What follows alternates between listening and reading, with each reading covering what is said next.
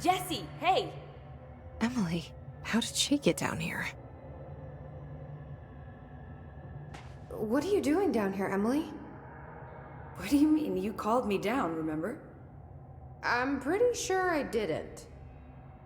No, that's right. You didn't. But then, I remember you needing me to come here. I mean, you even told me how to get in. Let's just chalk it up to synchronicity so we can get to work. She takes everything in stride. The board called me down here to deal with the situation. The astral plane is colliding with our world, I know. Isn't it fascinating? I never even considered that the astral plane could be a physical volume expanding beyond its dimensional container. The bleed is localized to this area, but its growth rate seems steady. Given time, it will consume the entire Bureau, and possibly beyond. That's what I'm here to stop. The board told me to fix the nail over there by dismantling 4 locks in the astral plane. Funny, I think it's put itself back together a bit. So that could be due to the law of inverse exchange. For every associated component you remove, this nail reconstructs. Or possibly some variation of anti-sympathy. Don't worry, I'll look into it. Did you notice all the Bureau infrastructure? It looks like there was a research team stationed down here at some point. Do you think Darling knew about this? I'd put money on it. That reminds me, have you seen Marshall?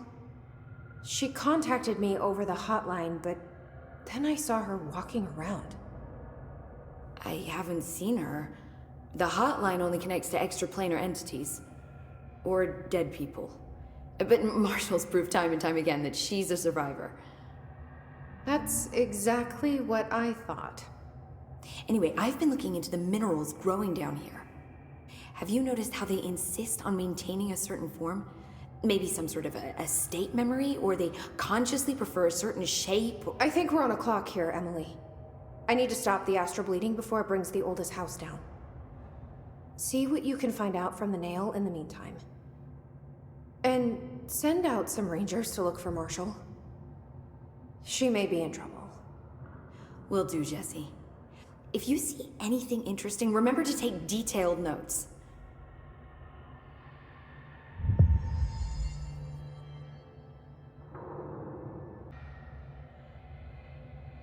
Jesse, you're back. So did you find anything noteworthy? The original Bureau expedition down here left so much interesting stuff behind. Like their ID cards. I picked up a weird one. It's pretty old. Oh wow, look at that. Yeah, I found a few ID cards myself. Or, more accurately, the Rangers found them for me. Are you starting a collection? I'm going for the whole set. I kid, of course. But I suppose they are sort of like baseball cards, except for Bureau stuff from the 60s. Hey, the one you found is different than mine. It looks like it's a higher clearance level.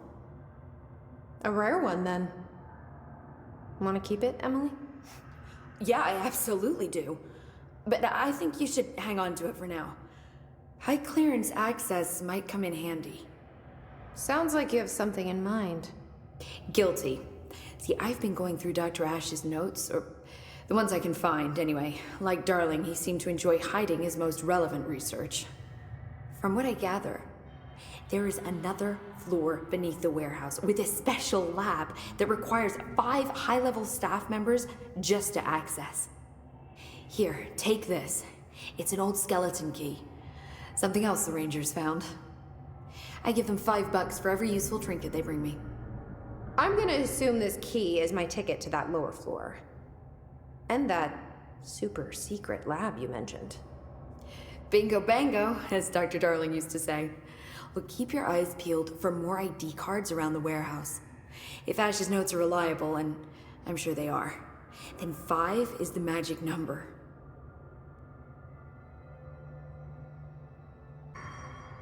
The Rangers have tapped into an old radio network they found around the Foundation. So if you need backup, just call them at one of the stations. How did the Hiss get into the Foundation? Same way we did, I imagine. But you need to remember that the Hiss are the embodiment of persistence. Their nature seems to be one of force, to find every possible vulnerability and exploit it. Their only goal is consumption. I'm sure there's plenty of goodies for them down here. The nail, for instance. If the hiss could corrupt the nail, I'm sure they would have by now. It must not interest them in its broken state. They could be distracted by the numerous unknown paranatural materials I'm sure are lying around. These are the roots of the oldest house. The hiss will find plenty of ways to make trouble. They're pretty good at that. So you've never heard of the Foundation, huh? I've never even seen the name referenced. Clearly it's highly classified, but for what reason? The problem with these kinds of closed-off hidden areas is that they were likely sealed for good reason. But now no one is left to tell us what that reason was. Any guesses why the Bureau would hide something like this? I only know what I've observed. This place is spatially rigid, which means it doesn't shift like the rest of the oldest house. And before you ask why that is, I have to admit that I'm clueless. There's some signal interfering with my equipment, making it hard to get a clear reading. It's being emitted from the floor. Maybe I should have brought a jackhammer. The astral plane is already taking chunks out of this place, Emily. Let's not add to it. So let me get this straight. The astral plane is bleeding into the Foundation. Correct. And that's happening because the nail is damaged. I'd say it's a bit more than damaged, but yes, that is my understanding. So what's the connection between the nail and the astral plane? It's a good question. See, I always pictured objects of power as strings between our plane and the astral. If the nail has a similar relationship, then maybe it's more accurate to think of it like plumbing. Now that the nail is busted, sewage is gushing everywhere. Not the prettiest metaphor. I should get back out there. Agreed. The astral bleed won't stop itself.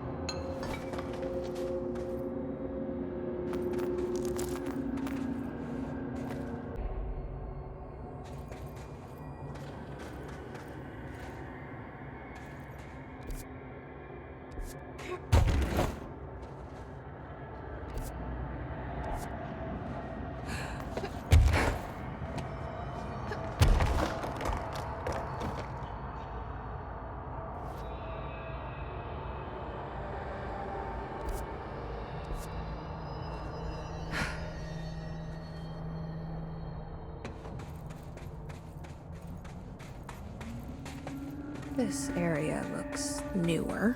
Is it from the upper floors?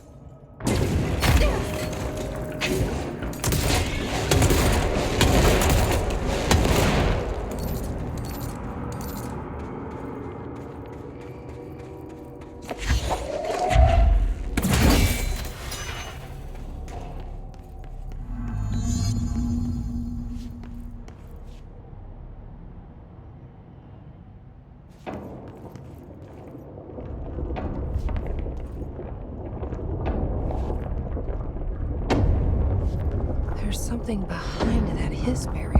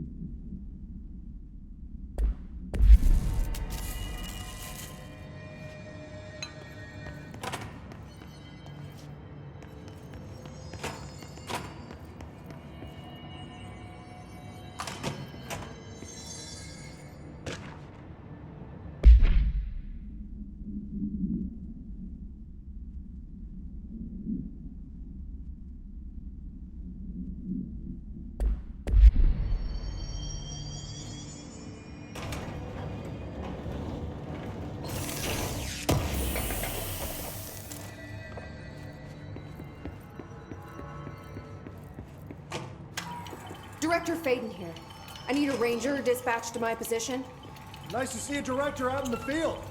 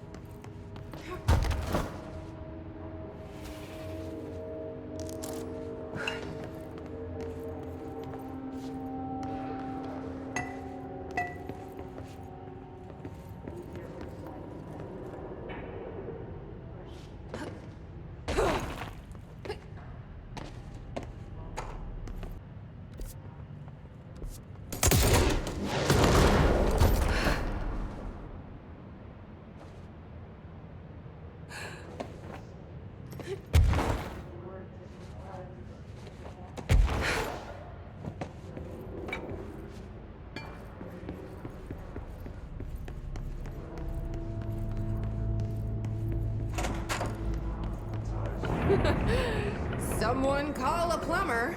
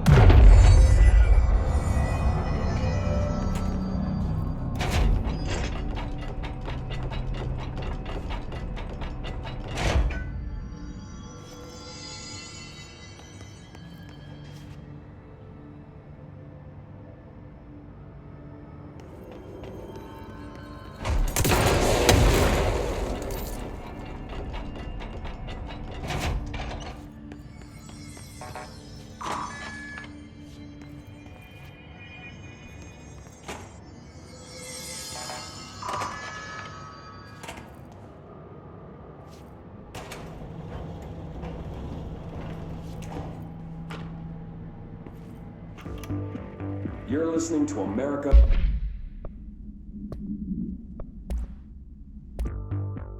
You're listening to America Overnight, a beacon in the darkest recesses of possibility for more than 29 years. We have another letter from a listener. This one's unsigned, but postmarked from Toledo. It says, "Dear America Overnight, I have the most wonderful appliance for your listeners. It is a miracle of God. A fondue set. A fountain. A blessed gift. Blessed is spelled with a capital B. Go on, they write. Dive on in. It is molten hot. Perfect for meat." No signature.